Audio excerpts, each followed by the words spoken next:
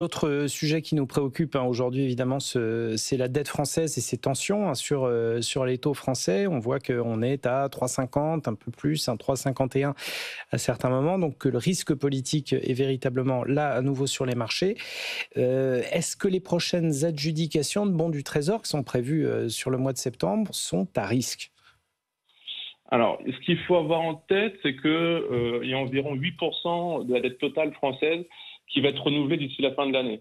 Sur ces 8%, on a environ 2 tiers qui correspondent à des obligations qui ont été émises à courte maturité, donc il y a environ un an, et qui, elles, ne présentent pas vraiment de risque de refinancement parce qu'il y a un an, les taux d'intérêt étaient un petit peu plus élevés. En revanche, il y a sur les 2 tiers restants, sur le tiers restant plutôt, un risque de refinancement qui est assez élevé avec des grosses échéances qui ne seront pas forcément en septembre, mais plutôt fin octobre et fin novembre.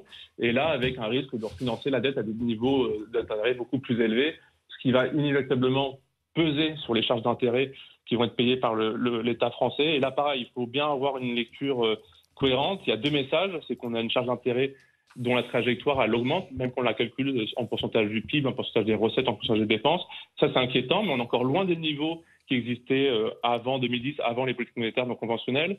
Et un petit message d'alerte, parce qu'on commence de plus en plus à s'écarter, en fait, ces ratios-là de charges d'intérêt dépensées par rapport au PIB, aux recettes, aux dépenses, par rapport à des pays qui sont, eux, solides comme l'Allemagne. En revanche, là aussi, le message d'alerte doit être un peu nuancé parce qu'on est largement en dessous d'autres pays qui sont eux aussi en fait dans des situations un petit peu comme la nôtre, comme le Royaume-Uni ou les États-Unis, où le risque souverain paraît non négligeable. Oui, mais donc les principales adjudications de cette fin d'année, les principaux tests obligataires sur le marché pour la France arriveront plus tard en octobre et novembre, nous dites-vous. Ce sera intéressant à suivre et d'ici là, de l'eau politique aura coulé sous les ponts de l'Assemblée nationale. Merci beaucoup Victor de nous avoir